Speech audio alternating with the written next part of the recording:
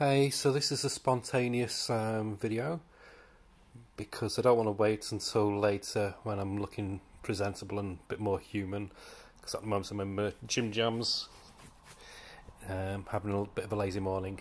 So I have 3 parcels for the post. I know one of them's this week's comics, and one of them I think is a comic order from ages ago, about 3 or 4 weeks ago, which is delayed because one of the comics was delayed. They only send out the comic order once every comic from the orders come in. And then another one is a parcel I ordered from eBay of a graphic novel, one of my all-time favourite graphic novels, comic collections. I read it when it first came out in the mid to late 80s, and I've had a few formats of it, but through different things in life, obviously, I've lost them. So I've got it again after a gap of about 10 years, I think, since I last had it. So I'll start with the eBay order.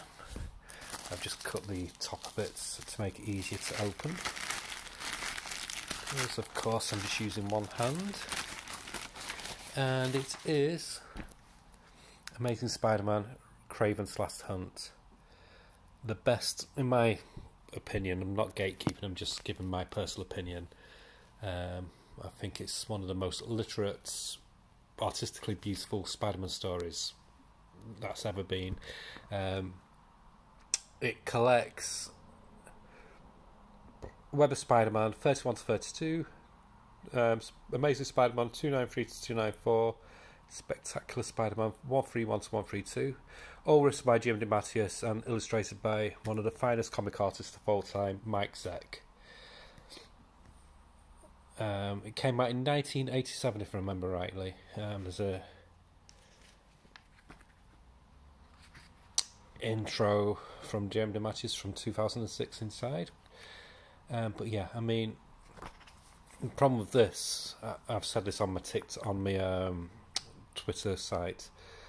Problem with this, it ruined Spider-Man for me because nothing since has matched the quality of this.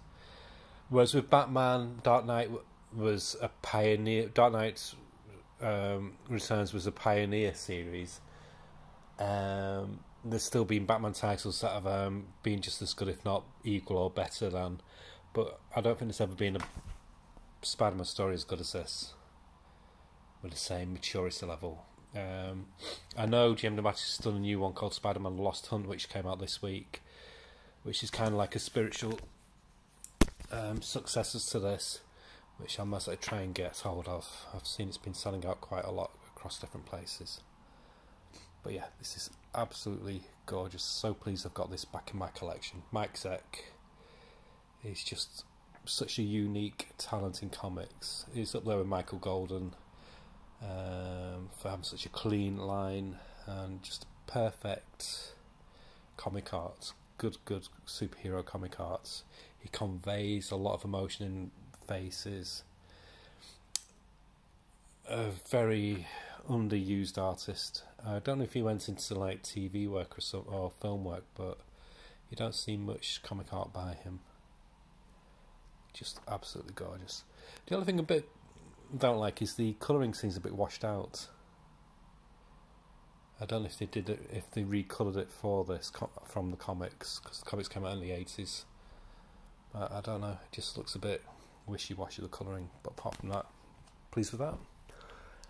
Okay, so I'm not sure which is which. This could be this week's, or it could be the order from ages ago. So we'll open it up and have a look. Now this is always fun because you never know. Oh, there we go. It never works. It's meant to make it easier, but it doesn't. So there we go. Okay, quite a chunky little parcel.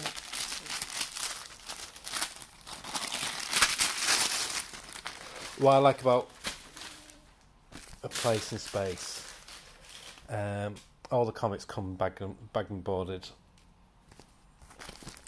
so saves a bit of extra pennies there. Yeah, so this is this week's. So Dark Ride number 2. Really enjoyed number 1. Did like a look at it when it came out. Kind of like a Twilight Zone spin on Disneyland. So instead of it being a Disneyland, it's a theme park that celebrates all things horror based. Really enjoyed number one. Very story, art, everything was good quality. Loads of pages. Great twist at the end. Very good. Oh, and the new Fantastic Four. This is by Ryan North. I can't remember the artist. Coelho. Can't remember his first name. But that cover by Alex Ross is just as good as the work he did on that Fantastic Four hardback, highlighted in a video spotlighting it. But let's just have a quick look. I'm not looking at the Dark Ride one because I did show the first one when it came out. So I'm just going to highlight comics that I've not looked at before. But yeah, nice clean art. There we go. I think this one's focusing. I think the story's focusing more like on individual stories of the Fantastic Four. So this one's focused more on Alicia Masters than Ben Grimm. And I'm always a sucker for Ben Grimm. The Fantastic Four, the characters, they are my favourite Marvel team. The other two characters that I love from Marvel are Doctor Strange, or that obviously it's Strange now, and Ghost Rider. But yeah, so look forward to reading that. And then Kea number 2. First one was really good. From Wes Craig, doing the art and the story, and he's the artist from Deadly Class. Completely different style in this, very much more European style, as you can see from the cover. Yeah, just a really good comic, suitable for all ages. I love what's coming out in the Art of Image at the moment. They are raising the quality bar really highly, not just in the stories and art, but also in the quality of the comic, the paper, the stock. Page count as well. You get a lot of good value with Image. This one I want to have a look at. I'm a huge Tarzan fan. I used to read the old. In Great Britain, it's the New English Library who did a load of. You could get all the Edgar Rice Burroughs books, and he's getting like from second-hand bookshops for about 50p back in the day.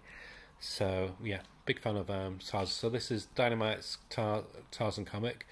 They can't call it Tarzan because of copyrights, so it's called Lords of the Jungle, but it is basically the story of Tarzan. I think this is a retelling of his origin, and the artwork is very nice. It's Benito Gallego. Apparently he is a newspaper Tarzan artist.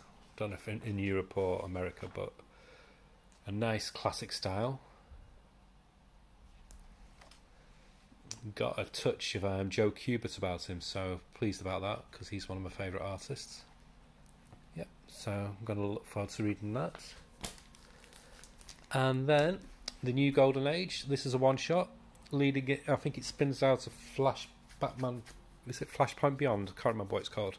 I tried a few issues, but I'm going to get the collection of that. Basically because of money, just too expensive to get it each month. So this new Golden Age, it's a one shot. It will lead into spin off into other series like the new JSA, which Jeff Johns is writing, and Stargirl, and I think a few others as well. That's good. So it's got as you can see, it's got like a who's who of new characters done in the classic 80s and 90s style. See, I've not read the Doomsday Clock. I don't know. I'm going to go on about it. I don't know if I want to or not because I am very much a Watchmen purist. But I don't know. But yeah, this looks intriguing, and it's got some of my favourite old school artists on, like Steve Lieber, Jerry Ordway, Todd Nook. So that should be good. And then Wildcats, brand new relaunch of Wildcats. Now integrated into the DC universe, and this is by let's have a look. It always baffles me, it makes me laugh this how they always have the titles at the back now. Matthew Rosenberg and Steven Segovia. So yeah, nice clean artwork. I do like the Wildcats. I've had every incarnation. My favourites though are the Joe Casey run and the Alan Moore run. So yeah, don't know about this one, Blue Beetle. Might get or not. I mean, I'm the generation where my Blue Beetle was Ted Cord, so I'm not a huge. I don't know much about the new version of Blue Beetle. And then Year Zero, Volume 0, and book number 2 of 5. Yeah, this one is a prequel to the whole Year Zero comic line, and it's different writer this time. It's Daniel Kraus, who did some work with I can't remember his name now. George Romero, of course, the king of zombie films. So it's got a nice authentic voice to it. So yeah, I did enjoy the first one of that, and I've enjoyed the whole Year Zero universe anyway. So this must now be the order from a while ago. I can't even remember what's in this. I think the reason it was delayed, I think Blood Syndicate, the last issue, was delayed to this week, so that's why I've only got these now. So got quite a few comics to read over the weekend. Okay, so got Vanish number 2, and I'm getting the Vanish issues with the Daniel Warren Johnson covers, because I love his artwork, and I just think they've got more substance to them than the Ryan Stegman covers. But Vanish, I'm enjoying it. Got a nice modern twist on the 90s superhero genre. Boogerman, really enjoyed the first one. I gave that a big shout out when it first came out as an overlooked comic that people need to try. So I'm looking forward to reading the second issue, because the first one finished on a really good cliffhanger. Flawed number 2, first one I enjoyed, and I'm sure I will this one. A good spin on a vigilante comic, really good. Ram V's Detective Comics, and Raphael Albuquerque doing the artwork. This is my favourite Batman comic. I like the Chip Zdarsky one, but this has it for me. This is how I like my Batman: slightly moody, slightly supernatural, hints at supernatural, and basically a detective story. So yeah, that's good. I just find the Batman one a bit too glossy for my liking, but I still enjoy it. And then Damn Them All, which is kind of like, it's from a bit of a ding in the corner there, but I can't be bothered. I'm not going to sell it, so it doesn't matter. As you can tell, I'm not a you get some people who buy comics and are like a comic fanatic. If there's a slight ding or ping to the comic cover, that's it, it goes back and they want a refund, blah blah blah. But this is my personal collection. I'm not going to sell it, so I can live with that. This is by Simon Spurrier and Charlie Adlard. Simon Spurrier, I think he did Hellblazer. I think he did Hellblazer in the Black Label run. And of course Charlie Adlard's from Walking Dead, and he's done loads of other stuff, a lot of UK stuff. But looking at it now, I know I'm going to enjoy it. The whole layout is really, this is my kind of comic. I love that whole layout. The paper quality feels good. It's got like a matte feel to it, but it's got nice thickness to paper, so it's pleasing. It's nice and tactile. Colouring, it really highlights the colouring, so it doesn't get muted. But yeah, I'm looking forward to this. Like I said, it looks like it's going to be like a female version of John Constantine, so all for that. Blood Syndicate. Oh, hold on. Sorry, holding back a sneeze. Oh dear. So, Blood Syndicate Season 1, number 6. This rounds off the first season of Blood Syndicate. I'm a huge Milestone fan. This is my superhero universe. I loved it back in the early 90s. I've always been a big fan. I've got the compendium of the original run. Oh, pardon me again. And I'm going to get the second one when it comes out. And these are carrying on the legacy, really high quality stories, great art, crisscross, back in action on comics. Excellent comic. Absolution, AWA. What can I say about AWA? Not much, just a very high quality comic company. They're the ones to do Year Zero. One of my favourite comic companies at the moment, along with IDW Originals. These AWA fill the gap what's been left by Vertigo. They do really good story and art in comics, and what I like about them, they're always just mini-series. They normally don't go more than 5 issues, and if it becomes popular, then they'll bring out another mini-series of it, you know, so like a season 2, and it's a good way of doing it, so you don't feel obligated to keep up with it. You know, you could just say, right, I'll stop it. It's only 5 issues, so I'll just finish if I'm not that keen. But yeah, really good. Pete Milligan, Mike Diodasa Jr., great comic. And then The Flash, 787. Now this one, I've actually stopped buying The Flash. Nothing wrong with The Flash. It's a good see. I'm a huge Flash fan, but I've decided what I'm going to do. I've got the first lot of... I've got his first... Is it Jeremy Adams, I think?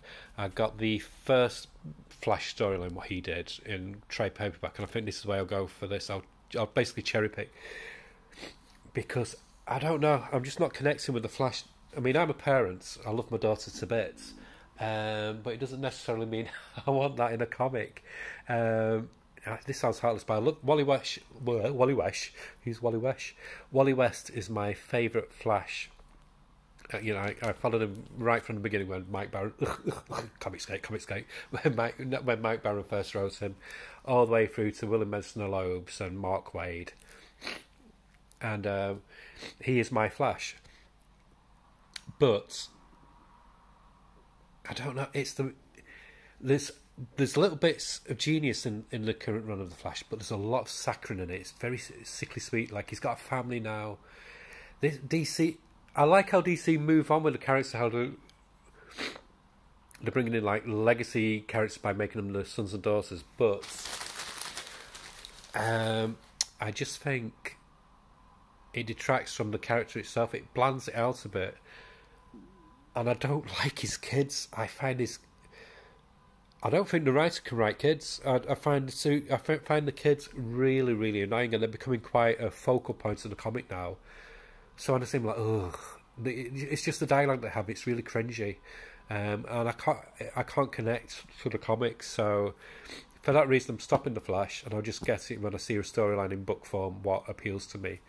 So I'm sad to say, The Flash is no more for me, but it is a good comic. It's just not for me. I just don't like the family dynamic in The Flash. I preferred it when it's just him and his wife.